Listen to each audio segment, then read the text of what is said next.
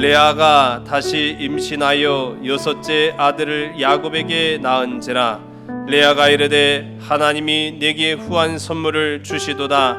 내가 남편에게 여섯 아들을 낳았으니 이제는 그가 나와 함께 살리라 하고 그 이름을 스불론이라 하였으며 그 후에 그가 딸을 낳고 그 이름을 디나라 하였더라.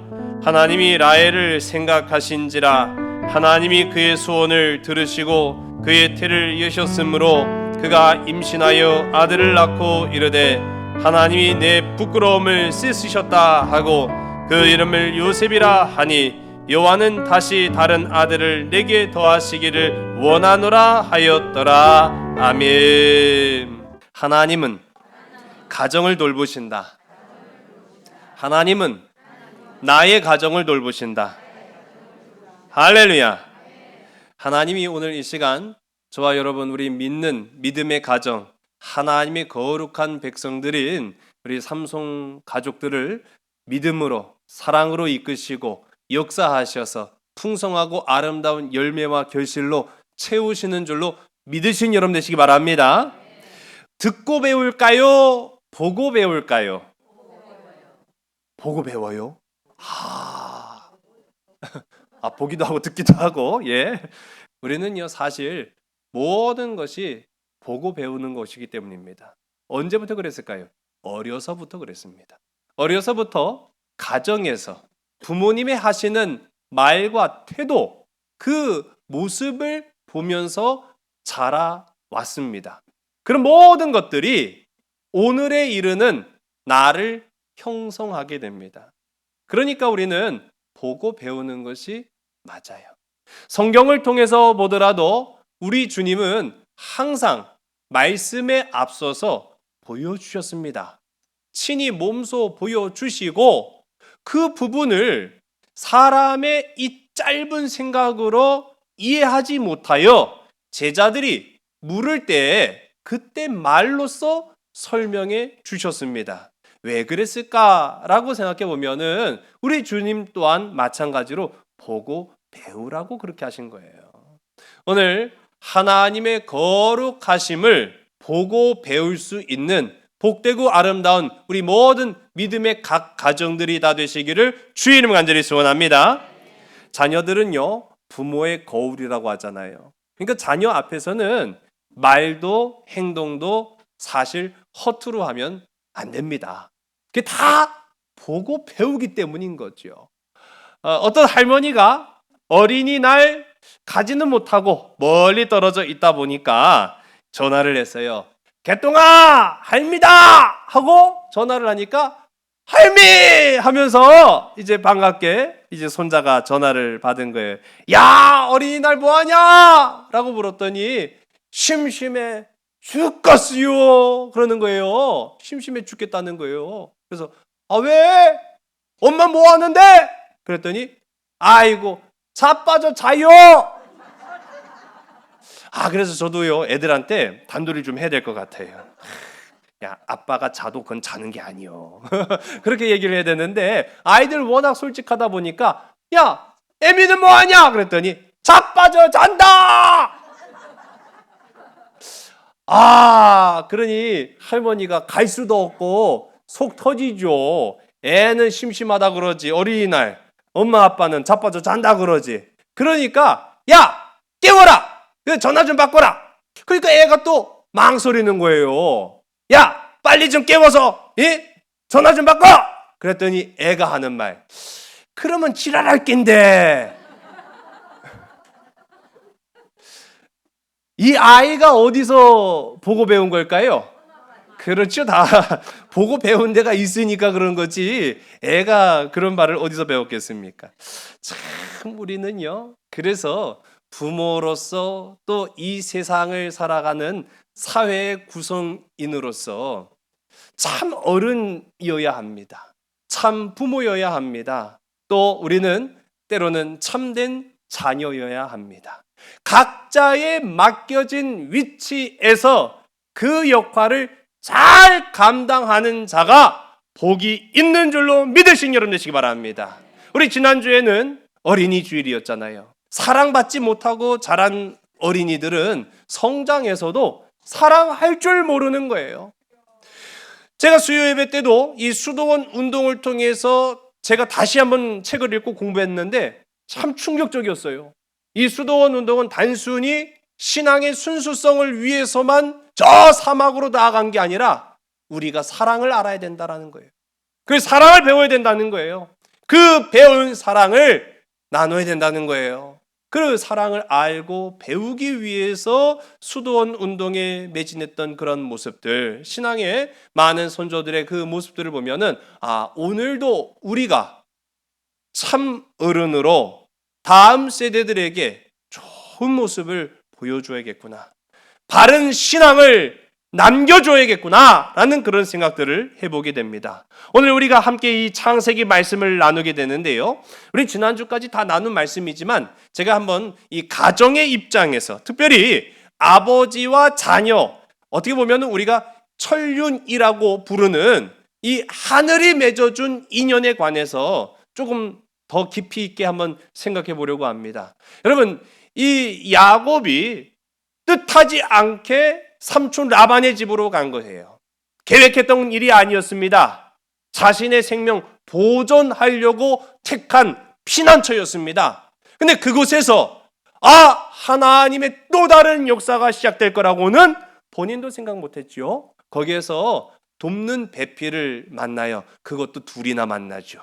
의도치 않게. 어쨌든 간에 라헬이 마음에 들었으나 하나님의 뜻은 라헬이 아니라 레아였다라는 것을 이제 시간이 지남에 따라 그도 깨닫고 인정하게 하십니다. 레아와 라헬을 아내로 맞아 드립니다. 가정을 이룹니다. 자녀를 낳습니다. 그런데요, 우리가 이 이야기에서 소외된 한 인물을 다시 한번 집중 조명해 볼 필요가 있겠다. 저는 그런 생각을 했어요. 자, 오늘 바로 그 사람이 라반이라는 이 야곱에게는 장인 어른이 되기도 하지만 그 이전에 삼촌이기도 하죠. 자, 이 라반 빵점짜리 인물이지요. 그렇죠? 예. 이거는요, 이 야곱의 입장에서 그런 거예요. 야곱의 입장에서 우리 자기네들은 정말 짠돌이에다가 정말 인간 수전노. 예. 정말로 이 사위 입장에서는 빵점짜리 맞습니다. 어떻게 세상에 장인이 사위를 이겨먹으려고 해요. 예. 그런 인물이 바로 우리가 이 라반으로 알려져 있고, 또 한편으로는 굉장히 또 그 하는 모습들이 비상식적이고 이기적인 인물로 성경 가운데 묘사가 됐습니다. 그런데 이 라반이요, 아버지로서는요, 제가 다시 한번 이 성경을 묵상해 보니까 아버지로서는요 100점짜리예요. 아버지로서는 상당히 존경스러운 인물이 바로 이 라반이었다라는 사실을 깨닫게 됩니다. 야곱이 라헬을 얻기 위해 몇 년간 봉사했지요? 7년. 아이고, 오늘 다 그렇게 하셔갖고 결혼하셨지요? 라헬을 얻기 위해서 7년의 봉사를 하고 결혼하던 날 밤, 이 장인인 삼촌 라반은 야곱에게 라헬이 아닌 누구를 들여보냅니까? 레아를 시집 보냅니다. 레아는 라헬에 비해서 연약했고 또 육체적으로나 또 여러 가지 부분에 있어서 결핍이 있는 자녀였어요. 여러분, 아픈 손가락이라는 표현을 우리가 씁니다. 자녀도 건강하고 마음이 가고 또 이쁘고 사랑스러운 자녀가 있는 반면에 또 한편으로는 안쓰럽기도 하고, 또 그런데 그 사랑이 부모로서 온전히 고스란히 또 전해지지도 못하고 때로는 상처를 주는 말도 하는 아픈 손가락이 분명히 존재하는데, 어쩌면 이 레아라는 자녀가 이 아버지 라반에게 있어서는 아픈 손가락이었어요. 그러나 이 아버지 라반은요, 레아를 깊이 사랑했는 줄로 믿으시기 바랍니다. 이 레아 또한 아버지 라반에게는 존귀한 자녀였다라는 거예요. 성경에는 아주 자세하고 구체적으로 나오진 않지만은 이 라반이 라헬이 아니라 레아를 먼저 시집 보낼 거라는 것을 미리 계획했던 것 같아요. 그리고 그거를 함구합니다. 비밀을 유지했다는 거예요. 이거 굉장히 중요한 부분이거든요. 우리가 아무리 중요한 일도 비밀이 새어나가면 다 허사예요. 성경 그 어디에도 이 라반의 계획을 눈치챈 사람이 없었어요. 끝까지 함구했습니다. 그리고 그 마음속에는 라헬도 물론 중요하지만 레아를 향한 아버지의 사랑이 흐르고 있음을 우리가 발견하게 돼요. 우리 또 다음 주에 좀 살펴보겠습니다만은 이제 라헬과 레아를 통해서 야곱이 생각지도 않게 많은 자녀를 얻게 된 거예요. 왜요? 자녀 경쟁이 벌어졌거든요. 그러니까 네가 더 많이 낳냐, 내가 더 많이 낳냐, 뭐 그 이제 싸움을 하다 보니까 많은 자녀를 얻게 되었고 결국은 한 가정을 이루었던 이 야곱이 라반 장인어른이죠. 이 장인어른한테 이야기를 합니다. 장인어른, 이제 저도 이 가정을 꾸리게 되었으니 좀 독립해야겠습니다. 라고 이제 이야기를 해요. 자, 그런데 이때 이 라반의 반응이 상당히 의외였어요. 아유, 내가 너 아주 그냥 지긋지긋하다, 야. 7년 내 부려먹긴 했지만은 내가 너 같은 인간하고는 같이 있고 싶지 않아. 내가 14년, 아이고, 내가 두 딸 때문에 참았지. 내가 너 하나 봤으면은 못 참았어. 이랬을 이 라반 같지 않아요? 라반의 성격을 우리가 이제 넘겨짚지만은요. 그렇다고 한다면은 충분히 그러고도 남을 인물이었는데 우리가 오늘 함께 읽지 나왔습니다만 27절의 말씀을 우리 화면을 보시고 함께 했습니다. 시작. 라반이 그에게 이르되 여호와께서 너로 말미암아 내게 복 주신 줄을 내가 깨달았노니 내가 나를 사랑스럽게 여기거든 그대로 있으라. 아멘. 그대로 있어라. 야, 야곱 입장에서는요 복장 터지는 소리예요. 지금 내가 14년 동안이나 지금 이러고 있었는데 얼마나 더 있으라고 지금 좀 그런 입장이지만 이 입장 바꿔서 아버지 라반의 입장에서 이거 보세요. 악당이 아닙니다. 아니 이 라반이 하는 고백을 보면은 내가 지금까지 지나온 세월을 보니까 야곱아, 하나님이 너를 통해 나를 복 주셨구나. 이렇게 고백을 하고 저는요 이 표현만큼이나 큰 칭찬이 사실은 없어요. 어쩌면 사위로서 받을 수 있는 최고의 칭찬 아니겠습니까? 하나님이 너를 통해 나에게 복 주셨다. 할렐루야. 여러분 그런 칭찬받는 저와 여러분 되길 간절히 소원합니다. 당신은 복이 있어. 물론 그거는요 이빨린 소리일 수도 있어요. 그런데 진짜 복은 하나님이 당신을 통해서 내게 복을 주셨다. 여러분 그렇게 되길 간절히 소원합니다. 라반이 지금 그렇게 얘기를 하는 거예요. 그러면서 하는 말이 네가 나를 사랑스럽게 여기거든. 근데 제가 봤을 때는 이 야곱이 장인어른을 그렇게 사랑스러운 눈빛으로 보지는 않았을 것 같아요. 어쨌든 간에 그러나 이 라반이 하는 말이 네가 나를 사랑하거든. 조금만 더 있어라. 지금 조금만 더 있으라고 이제 머무르라는 얘기를 하는 거죠. 자, 라반은 이미 야곱을 몇 년 동안이나 붙잡고 있었어요. 그렇죠. 14년을 붙잡아 두고 있었습니다. 야곱에게는 매우 곤혹스러운 일이지만 이 아버지 라반 입장에서는요.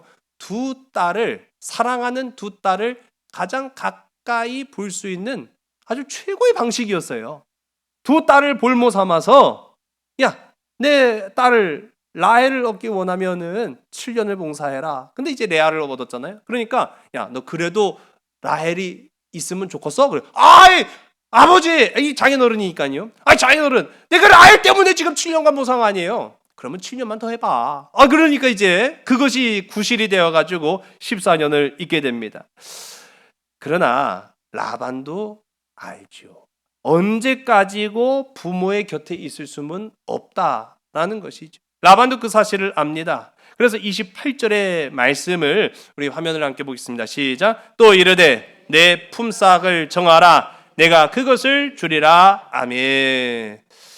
더 있었으면 좋겠다라고 이야기하면서 또 꺼낸 말이 그러면 네가 품값을 정해봐라. 라고 얘기하는 거예요. 자, 이 말 어디서 많이 들어보지 않았습니까? 이전에 이 야곱이 라반의 집에 처음 들어갔을 때 삼촌 내가 이 집에 좀 있기를 원하는데 그럼 어떻게 하면 좋겠습니까? 라고 했을 때 29장 15절에 그러면 네가 품값을 정해봐라. 참 계약을 맺자는 거예요. 알다시피 가족 간에는 이 친족이지요.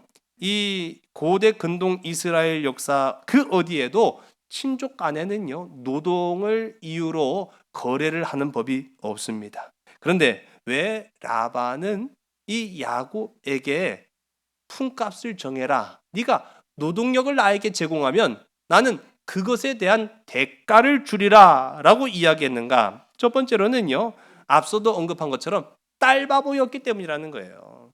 딸바보였어요. 붙잡아두기 위한 이 목적이었던 거죠. 그러나 두 번째 이유는 정반대예요.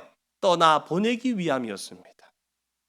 여러분, 부모는 그 자녀를 사랑의 울타리 안에 보호해야만 합니다. 그때 그 자녀가 건강하게 성장할 수 있어요. 좋은 것을 보고 배울 수 있어요. 옳은 길을 선택할 수 있어요. 왜 독립하는 나이가 있겠습니까? 물론 정해져 있는 법은 없지만은요. 애들도요 다 그래요. 전에 같아서는요 저희 애들도 야 어디 가자 그러면은 이미 벌써 옷 입고 있어요.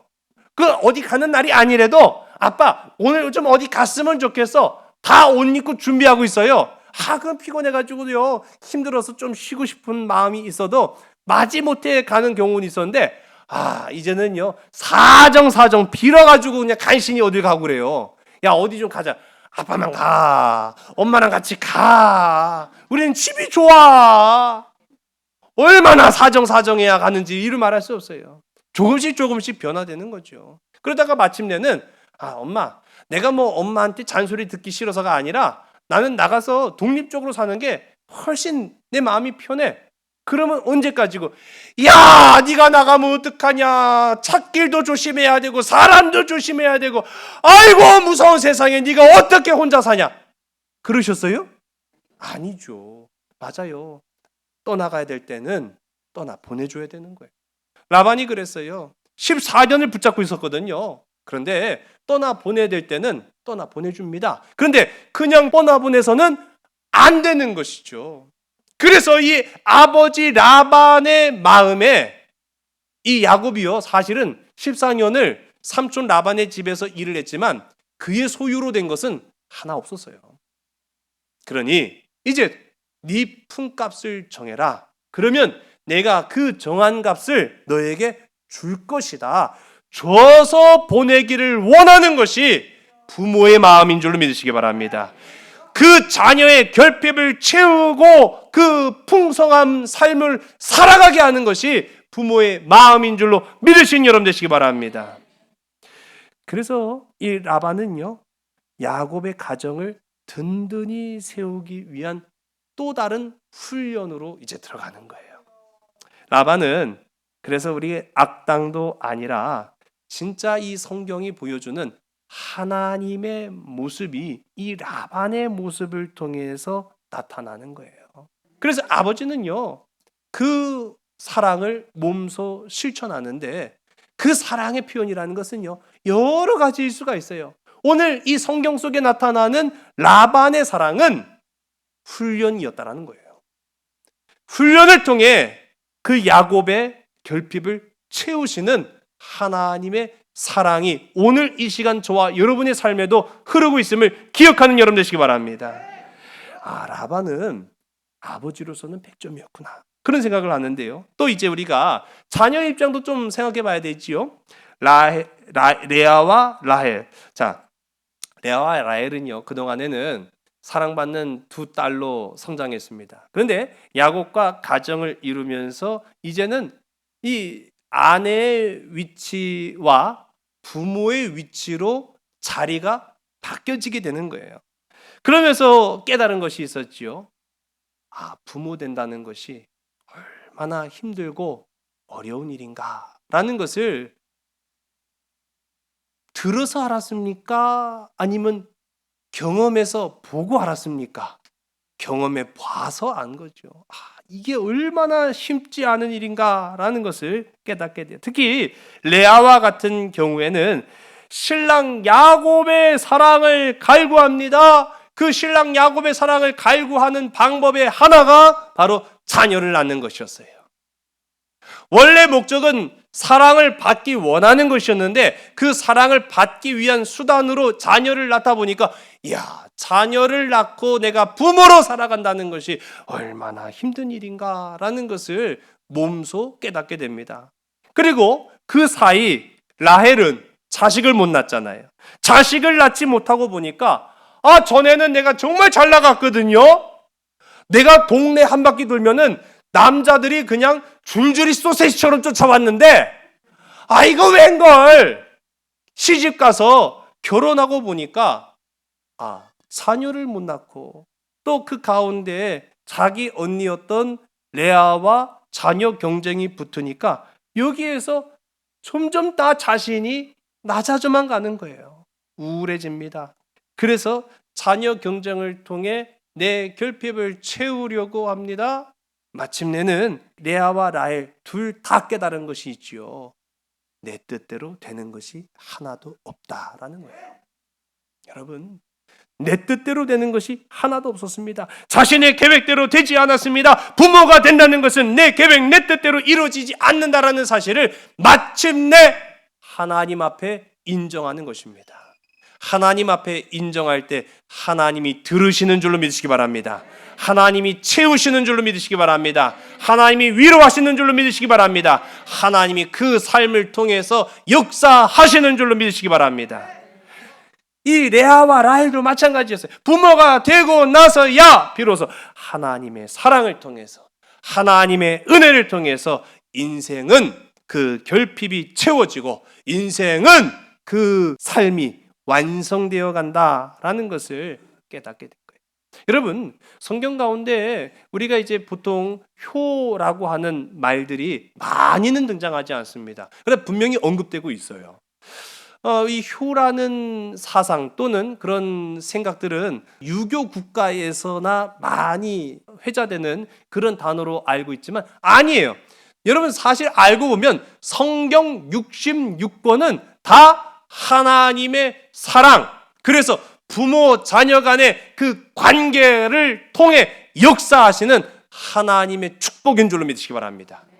결국은 효가 이 성경에 다 흐르고 있다는 거예요. 내 부모를 공경함이 하나님을 공경하는 것입니다. 그리고 하나님을 진짜로 사랑하고 하나님을 정말로 사모하면 그 하나님의 역사하심이 부모된 우리를 통해 내 사랑하는 자녀에게 흘러가는 줄 믿으시기 바랍니다. 그러니까 우선순위라는 거예요. 우선순위. 내가 사람에 초점을 맞추느냐 아니면 내가 하나님께 초점을 맞추느냐. 하나님께 초점을 맞추는 자 복되고 아름다운 믿음의 가정이 되는 줄로 믿으시기 바랍니다. 그래서 대표적인 성경의 가정 이야기로 우리 예수님께서 친히 말씀하신 탕자의 이야기가 있어요. 탕자의 비유죠. 여러분, 근데 이 탕자의 비유 누가복음 15장에도 나오고 마태복음 가운데도 나오는데 너무나 잘 알고 있어요. 사실 이 탕자 이야기 모르는 사람 사실 없죠. 어린아이, 교회 학교에서부터 저도 많이 들었습니다. 그런데 이 탕자 이야기를 들려주신 목적이 있어요. 그 대상이 있었습니다. 그 당시에는 그 당시의 대상, 이 이야기를 내가 왜 하는 줄 아니? 누구에게 하는 줄 아니? 바리새인과 서기관 너희들 들으라고 하는 얘기야. 그렇게 어떻게 보면 성경에는 바리새인과 서기관들을 향한 말씀이구나 그렇게 되는데 간략하게 말씀드리면은 아버지한테 2명의 자식이 있었습니다. 첫 번째 자식은 참 말 잘 들어요. 근면성실해요. 일도 잘해요. 단 한 번도 아버지 말에 아니요, 싫어요 라고 하는 그 불효를 행한 적이 없는 아주 착실한 첫째 아들이 있어요. 둘째 아들은 싫어요가 입에 달렸어요. 밥 먹듯이. 싫어요! 안 해! 자기중심적이고 이기적인 둘째 아들이 가만히 생각해 보니까 우리 아버지 건강하거든요. 50년을 더 살지 60년을 더 살지 내가 모르는데 그때 가갖고 내가 아버지 유산 받으면은 나도 늙어가지고 무슨 창창한 날이 있겠어. 그러니 이 둘째 아들이 아버지한테 가서 묻습니다. 아버지 죽을 거지? 이 성경에는 안 나왔지만 그런 식이에요. 한마디로 말하면 아버지 영원히 살 거 아니잖아. 그 언젠가 우리 죽을 거야. 아버지도 죽어. 그 아버지 죽어서 나한테 유산을 주나 살아서 나한테 유산을 주나 매 한 가지인 거 아니야. 아버지 나한테 유산을 좀 주세요 하고 그 받은 유산, 그 아버지 좀 그래요. 야, 이 미친놈 하면서 한 대 후려 갈겼어야 맞는데, 사실 또 우리가 그래요. 자식이 이기는 부모 없다고. 다 그거는 동서고금을 막론하고 맞는 말인 것 같아요. 이 아버지가 이 후레자식 같은 이 페류나 이 둘째 아들한테 막된 소리를 하지 아니하고 책망하거나 꾸짖지 아니하고 정말로 줍니다.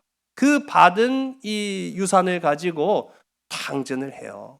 근데 이 자식 입장에서 야, 내가 되지만도 못한 대접을 받고 나서 보니까 그제서야 누구 생각이 나은 거예요.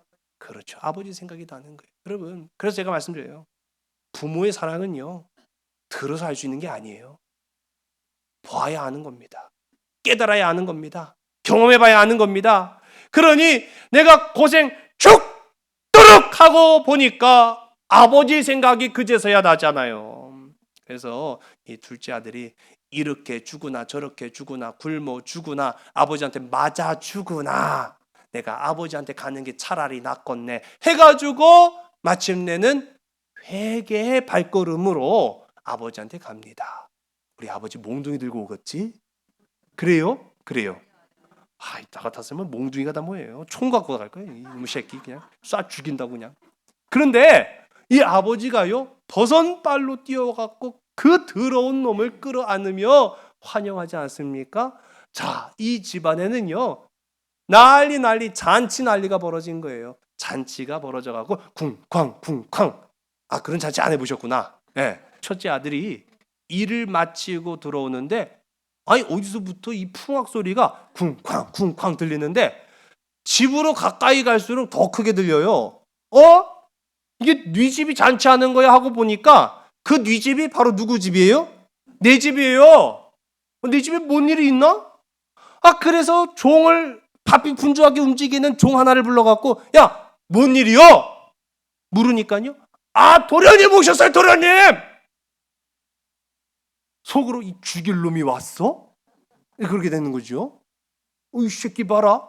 그렇게 그냥 생나리를 펴갖고 갔으면 지가 알아서 살든 죽든 그렇게 할 것이지 이놈이 돌아왔어? 근데 돌아온 건 둘째치고 그 썩을 놈 돌아왔다고 잔치를 벌여?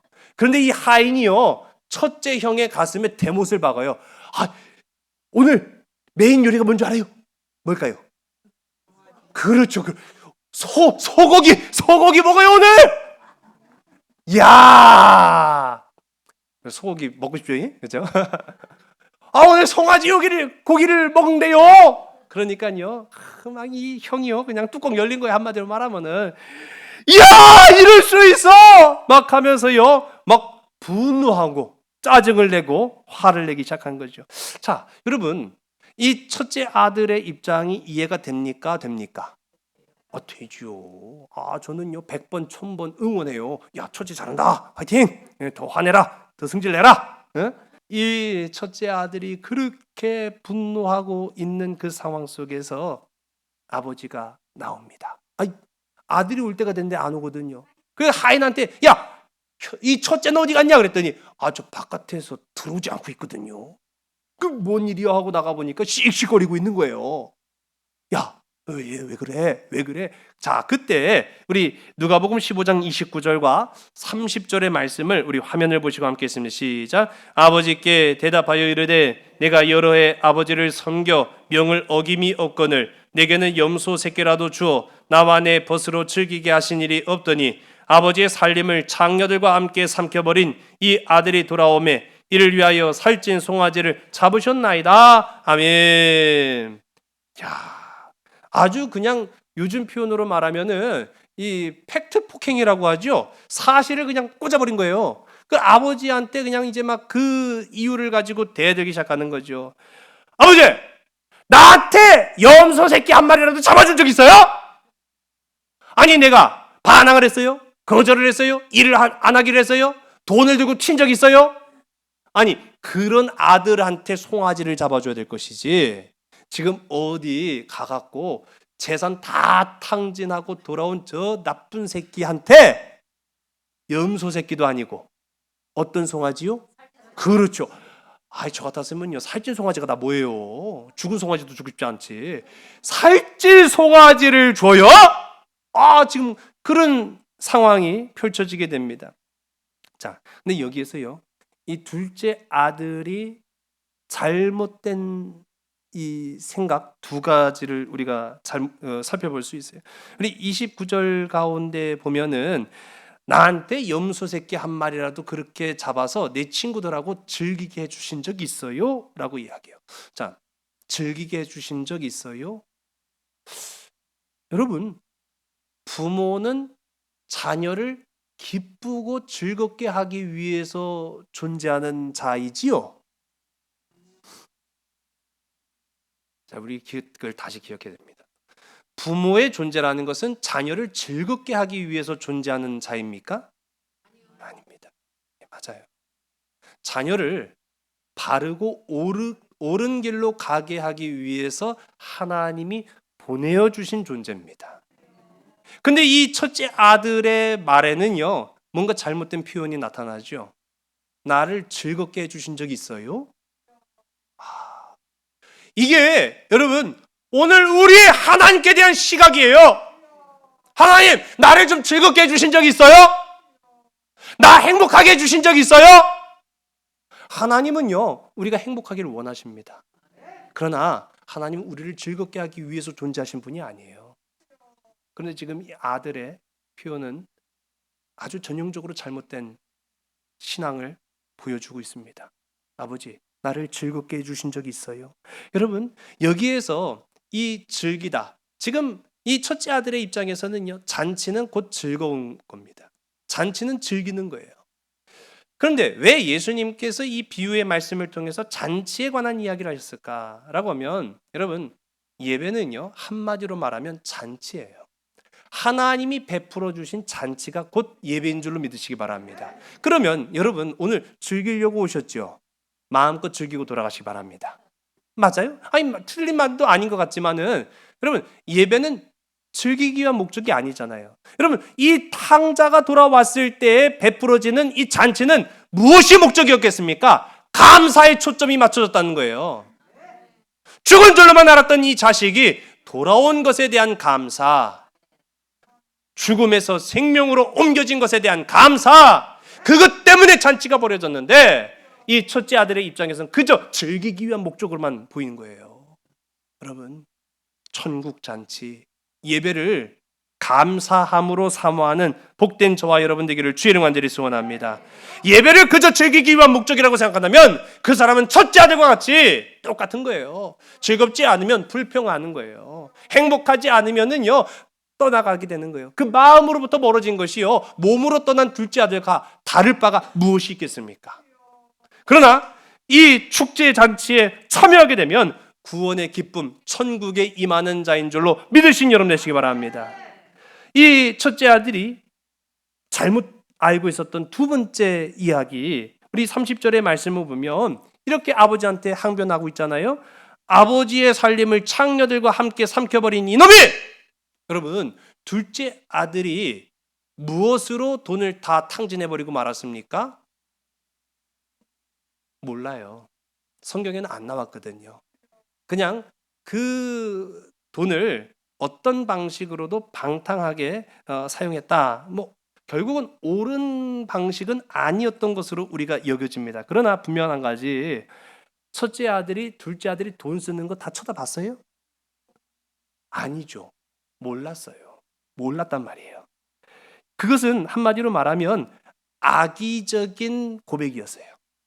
이 오로지 분노로 자신의 부정적인 생각을 이 둘째한테 더 씌워서 이 동생이 아버지로 하여금 악한 자로 여기게끔 만든 그런 악한 모습과 태도가 이 첫째의 모습 가운데 나타나게 됩니다. 결정적으로 어쨌든 이 둘째는 돌아왔잖아요. 돌아왔죠. 여러분, 그 둘째가 돌아오기까지의 눈물겨운 과정에 대해서 이 첫째는 아는 게 하나도 없어요. 그런데 그 돌아옴을 우리는요, 신앙적인 표현으로 회개라고 합니다. 회개. 여러분, 사실 우리는 다 돌아온 자들이잖아요. 하나님 앞에 돌아간 자들이고 하나님 앞에 회개한 자들 아닙니까? 근데 그 회개를 인정하지 않는 거예요. 놀랍지 않습니까? 나는 회개했지만 옆에 있는 사람은 저 사람은 회개도 안 해. 어떻게 알아요, 우리가 그거를? 내가 알지도 못하는데 그걸 악의적인 생각으로 둘째를 회개하지 않은 자로 둔갑시켜 버립니다. 여러분, 자, 이 이야기를 듣고 나서 느껴진 바, 탕자가 과연 누굴까요? 첫째가 바로 누굴까요? 여러분, 이 이야기는 바리새인과 서기관들 들으라 한 말이 아니었어요. 바로 나에게 하시는 주님의 말씀이었어요. 내가 탕자였구나. 내가 첫째였구나. 어려서부터 많이 들었던 이야기, 저는 어렸을 때는 마치 동화처럼 이야기를 들었는데 이 시간이 지나고 또 저의 위치가 조금씩 달라지면서 느껴지는 바가 있더라고요. 그때마다 이 이야기가 주시는 음성이 다르더라고요. 내가 탕자였구나. 내가 이 첫째 아들이었구나. 내가 하나님의 마음을, 내가 아버지의 마음을 너무나 아프게 하고 있었구나. 여러분, 아버지의 마음을 아프게 하는 것이 어찌 자녀된 옳은 도리라고 말할 수 있겠습니까? 내 공로를 드러내고 인정받기 원하는 이 첫째의 알량한 마음, 그것이 원대로 되지 않으면 지금 분노를 표출하고 있죠. 여러분 보세요. 지금 이 잔치가 벌어지고 있는 집 안은 천국입니다. 그런데 지금 이 아들이 분노하고 있는 울타리 밖은 지옥 잔치를 벌이고 있는 거예요. 지옥 잔치. 이 이야기가 조금 더 지나가서 보니까요, 아버지의 마음이 제가 생각이 되는 거예요. 아버지의 마음. 자, 이것이 아버지의 마음이로구나. 아버지는 이 삐뚤어진 첫째 아들에게 책망의 말을 하셨습니까? 나무라는 말을 하셨습니까? 아니에요. 둘째에게도 안 하셨지만 첫째에게도 그러지 않으셨어요. 왜냐? 저도 가만 생각해 보니까요, 아버지의 마음은 내가 내 마음대로 할 수 있는 것이 아니기 때문이라는 거예요. 가만 생각해 보면은 하늘 아버지도 그래요. 우리를 로봇처럼 조정하지 않으시는 까닭이 무엇이겠습니까? 우리에게 자유의지를 주셨기 때문인 거예요. 강제로 명령해서 복종하고 강제로 명령해서 순종하는 것이 진정한 예배일 수 있겠습니까? 진정한 사랑일 수 있겠습니까? 아니에요. 그래서 하나님도 자녀에게만큼은 명령하지 않으셨어요. 강요하지 않으셨어요. 라반처럼 끝까지 그 사랑을 보여주시는 것으로 오늘 이 탕자의 이야기에서도 나타나고 있다는 것을 보게 됩니다. 오히려 사랑으로 위로하시죠. 오늘 우리가 이제 31절의 말씀을 우리 함께 보겠습니다. 우리 31절의 말씀입니다. 시작. 아버지가 이르되 예 너는 항상 나와 함께 있으니 내 것이 다 내 것이로되 아멘. 너는 항상 나와 함께 있지 않니? 라고 이야기합니다. 여러분, 하나님과 항상 함께함으로 우리의 부족함이, 우리의 결핍이 채워지는 복되고 아름다운 인생들이 되시기를 주의 이름 간절히 소원합니다. 이게 오늘 이 시간 어버이 주를 통해서 나의 결핍을 채우시고 나의 삶을 이끄시는 하늘 아버지의 마음을 배워나가는 복된 저와 여러분 되기를 간절히 소원합니다. 이것이 아버지의 마음이구나. 여러분, 놀랍게도요, 우리 32절의 말씀까지 한번 보겠습니다. 시작. 이 내 동생은 죽었다가 살아났으며 내가 잃었다가 얻었기로 우리가 즐거워하고 기뻐하는 것이 마땅하다 하니라. 아멘. 이렇게 이 이야기는 끝나고 있습니다. 자, 이 탕자 이야기의 결말이 뭔지 아세요? 이 이야기는 끝나지 않았다라는 겁니다. 이 이야기는 결말이 맺어지고 있지 않아요. 첫째 아들이 어떻게 됐을까? 아버지의 이 말을 듣고 아버지 죄송해요. 맞아요.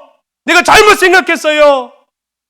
내가 그 알량한 자존심 때문에 잘못되고 삐뚤어진 생각 때문에 내 동생을 미워하고 아버지 앞에 하지 말아야 될 말들을 하고 말았어요. 아버지 죄송해요 하고 고백했다면 이 아들도 천국 잔치에 들어갈 수 있습니다.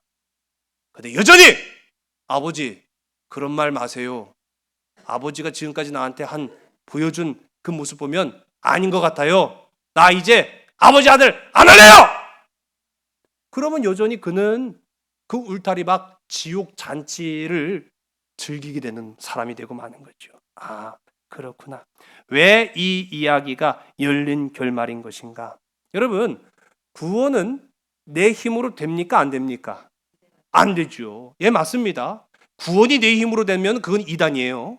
구원은 내 노력과 내 힘과 내 결정으로 되어지는 것이 아니라 전적인 하나님의 은혜로 되는 것입니다. 그러나 여러분 보세요. 그러나 성경은 구원받기 위해서는 내게 주어진 몫을 감당하라고 말씀하십니다. 내게 주어진 몫, 그게 뭡니까? 너 들어올래? 아니면 들어오지 않을래? 라고 했을 때 그 결정은 누가 하는 거예요? 그건 내가 하는 거예요. 그건 내가 하는 거예요. 구원은 하나님의 은혜지만은요, 주어진 몫은 내가 감당해야 되는 거예요. 하나님은 우리를 사랑하셔서 아름다운 가정을 이루게 하셨지만은요, 그냥 가정이 되는 법이 없습니다. 그냥 부모가 되는 법이 없습니다. 그냥 자식 되는 법이 없습니다. 주어진 위치, 주어진 자리, 주어진 몫을 잘 감당해야 돼야 좋은 부모가 됩니다. 좋은 자녀가 됩니다. 좋은 믿음의 일꾼 됩니다. 좋은 하나님의 백성 됩니다. 여러분, 좋은 부모가 된다는 것은요, 오늘 우리에게 맡겨진 사명, 부모로서의 사명을 감당하는 것입니다. 오늘 이 시간 우리가 이 라반 또는 오늘 이 시간 우리가 이 탕자의 가정을 통해서 본 것처럼 내게 주어진 몫을 잘 감당함으로 믿음의 아름다운 가정, 든든하여 하나님이 복 주시는 아름다운 가정을 이루시는 저와 여러분 되기를 주의 이름 간절히 소원합니다. 기도하시겠습니다. 아버지 하나님, 우리를 아름다운 믿음의 가정, 하나님의 복된 자녀로 삼아주시니 참으로 감사합니다. 우리가 내 생각에 빠져 사느라 아버지 하나님의 마음 알지 못했습니다. 오늘 이 시간 이 어버이 주를 통해서 내게 생명을 주신 육신의 어머니, 육신의 아버지를 생각함과 같이 오늘 우리에게 사랑하는 가정을 이루게 하신 내 사랑의 아버지 하나님, 나를 향하신 하나님의 은혜를 기억하고 생각하면서 오늘 내게 주어진 부모로서의 몫을 잘 감당해내는 오늘 우리 모든 믿음의 심령들 다 되게 인도하여 주시옵소서. 우리의 본이 되시는 예수님을 닮기를 원합니다. 우리를 향하여 사랑하셨고 우리에게 십자가의 보혈을 흘리신 예수 그리스도를 본받는, 그래서 예수님을 보고 배우는 우리 모든 믿음의 아름다운 각 가정들 되게 하여 주시옵소서. 참 사랑 되시는 나사렛 예수 그리스도의 이름으로 감사하며 간절히 기도드렸사옵나이다. 아멘.